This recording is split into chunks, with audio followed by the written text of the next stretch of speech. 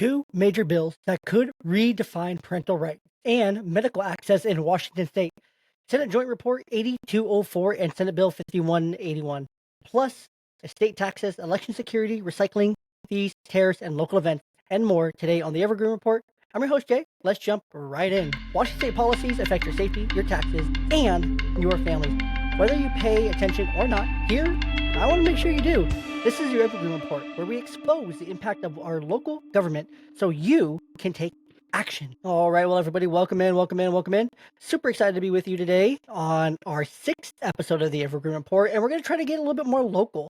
But of course, I would not be doing Washington state justice, and I would not be a supporter of parental rights if I didn't start right here. Two huge stories that I have to talk about. First one, Senate Joint Report 8204, Abortion and Gender-Affirming Care Constitutional Amendment. This one's a heavy one, so buckle up because we are going to break this one down. Because it's honestly disgusting. It's honestly really sad, and I don't love it. And there's a lot of outrage about this. So it would add abortion and gender-affirming care as constitutional right in Washington state. Yes, you heard that right. They would become constitutional right. Abortion is already protected here in Washington state, so nothing really to change there. But the gender-affirming care here is a sneaky little line that was snuck in at the bottom by state Democrats on this joint resolution here. So it adds a constitutional amendment to guarantee the right to abortion and gender-affirming care in Washington state. It prohibits the state from denying or interfering with these medical procedures. Who is impacted? Well, let me tell you, medical providers who will be required to offer gender-affirming care and abortion services regardless of personal or religious objectives. So if a provider doesn't agree with the gender-affirming care, if they are Christian, if they are of a religion, a sect, or just their own personal belief that abortion or gender-affirming care is wrong or shouldn't happen or anything like that, it's fine. They have to comply. Also, with this abortion point, this protects abortion up into the 9th month. I'm pro-choice, but I'm not pro-choice up until the 9th month. I'm pro-choice 9 weeks, 12 weeks, but man, it's hard. I'm barely pro-choice up until, the first ultrasound, when the baby starts to develop a heartbeat and moms hear that heartbeat for the first time at that first ultrasound. I think it's 7 weeks, I believe. So that's as earliest as I'm willing, but it's also about as late as I'm willing, because 12 months, you're already a third of the way through. It's really hard. Of course, abortion is not called abortion. It's actually a medical procedure. When it's for life of the mother, life of the child, illness, or something else, it's actually called something different. There's actual different medical terms for all that, believe it or not. So it's just called abortion because that's what gets the people going. But no, this amendment protects abortion up into the 9th month, which is disgusting, which is so bad. Like, that's so wrong. I can never imagine, either of my children. I'm a man, yes, but I can never imagine either of my children being aborted in their 9th month when there's a whole baby there. You're just ripping them out, killing them, essentially euthanizing babies. It's really disgusting. Or even those later, that last third of that last trimester of pregnancy. I can't imagine that. But yeah, that's what they're trying to do. But it adds a constitutional amendment to guarantee the right to abortion and to gender-affirming care in Washington state. And it prohibits the state from denying or interfering with these medical procedures, which is so bad. Minors and young adults are so impacted by this, who may have increased access to these services without parental consent. Jamie Peterson, I know this is coming from you, man. Jamie Peterson, you need to come on my podcast, because I am calling you out here, sir. You're not in my district. You're not my representative. You're no one to me, except for a child groomer, a predator, and a pervert. And I'll tell it to your face. I want to hear you defend your position on this stuff. The stuff you said in the media, that if a 13-year-old girl gets pregnant and she's old enough to have sex, or she's old enough to menstruate, she's old enough to choose for herself to have an abortion. What is wrong with you?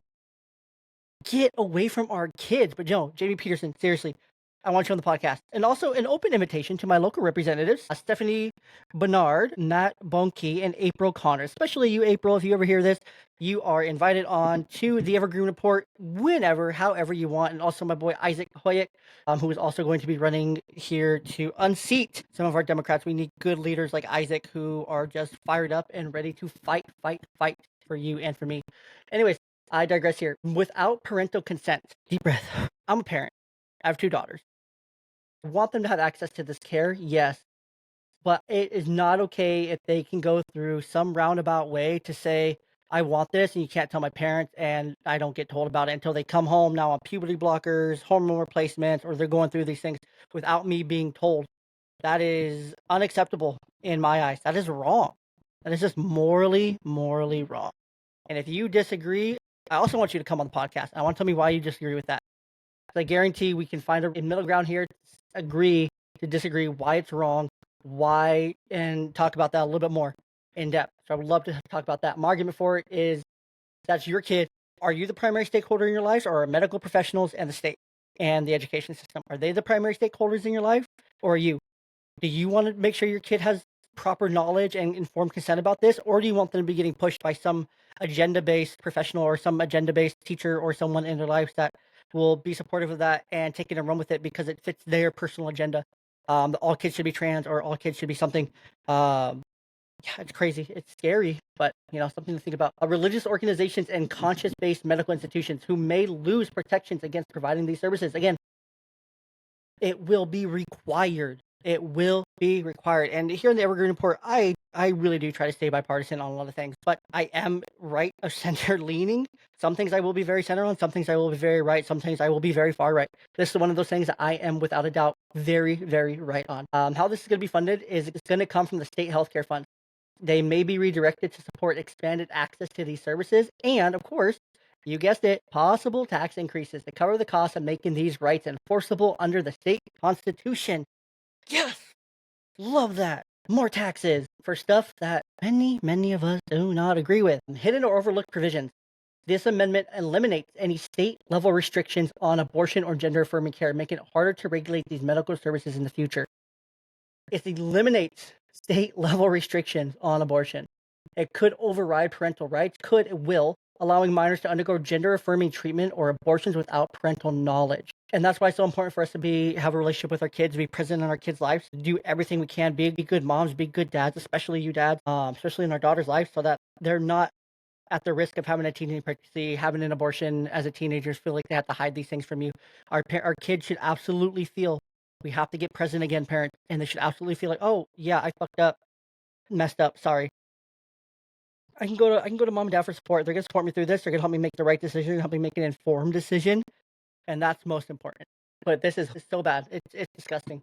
Religious and conscious religious and conscious protections could be weakened, forcing hospitals and doctors to provide services they may normally oppose.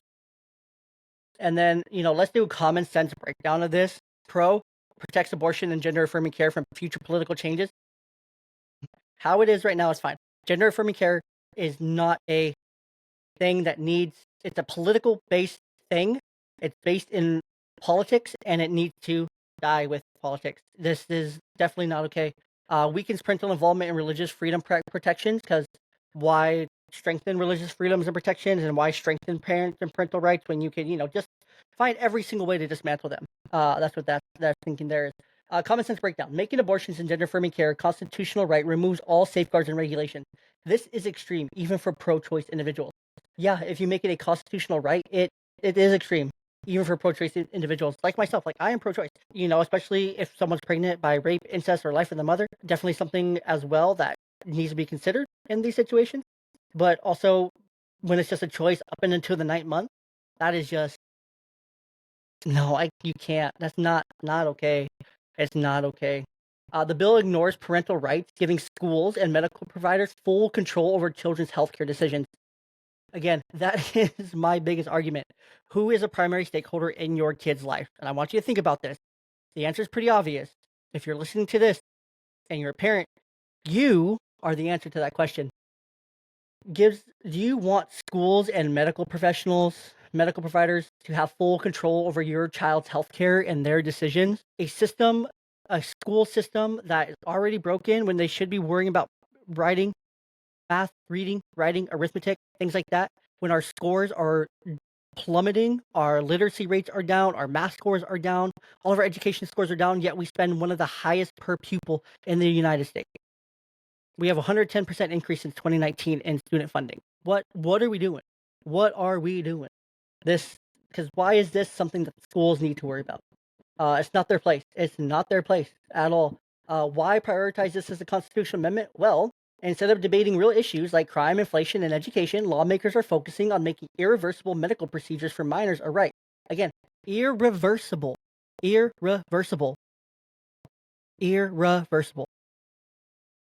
If your 13-year-old decides, hey, I want to go do this, 8-year-old, that's a life-changing decision that they were 8 years old and they could have been fed information, groomed in one way, shape, or form, and then they go and do this life-changing decision. They decide when they're 22 years old, oh my gosh, I really want kids. Guess what? I'm chemically castrated. I had a mutilation happen to me when I was 8 years old because of this woke agenda of Democrats.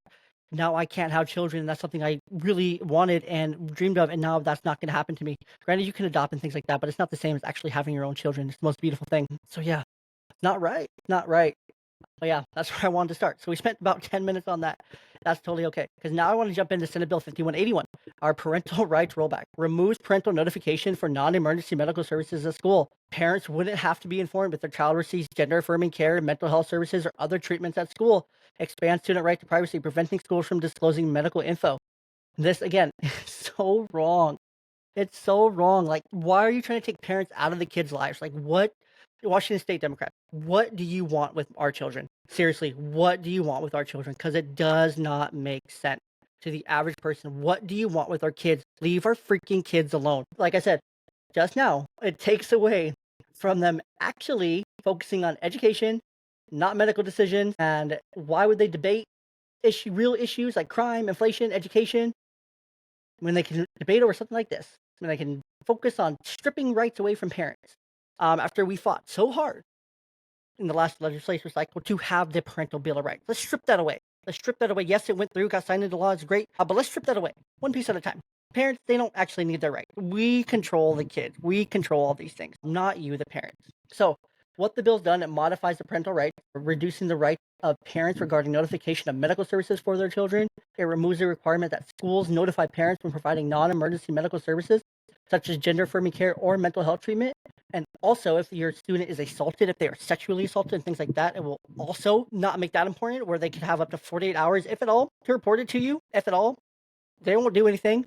It puts way too much protection on the weird teachers out there, because we have way too many reports in the Washington State of teachers who are predators towards our children. It's disgusting. It expands student privacy rights, meaning students can withhold information to parents in certain situations. No, nothing that happens at school should be off limits to a parent. Nothing at all. Zero, zilp, not a none. None of that's off limits to a parent.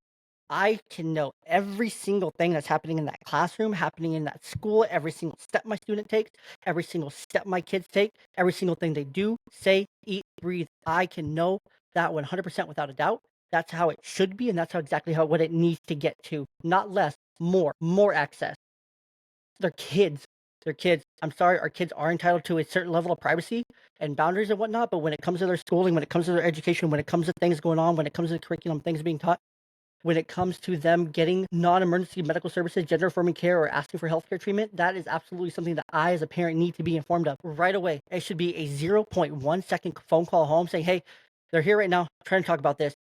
Do you want to come in and talk to them? We can help you support through this conversation. Schools need to be supportive of the parents and their choices and their beliefs and their values versus trying to push their own agendas on the students and the families. I'm sorry if, like I've said on this podcast before, you have a certain amount of privacy, which is very little up until you're 18. Of course, you're going to have your body privacy. You're going to have those things like that and whatnot. But if you're under my roof, your life is my life, right? I've spent the last 18 years raising you. You're a part of my life. I'm a part of your life, whether you like it or not. I'm present. I'm involved. I'm going to know every single thing that's going on with you, whether you want to tell me or not. I'm going to get it out of you one way or another. You can call that controlling. You can call that bad parenting, whatever you want to say. But there's no secret. There are no secrets. These are not secrets that should be kept from parents whatsoever. So who's impacted the most? Parents. Parents are the number one population impacted by this. We lose transparency about our kids' health and their well-being.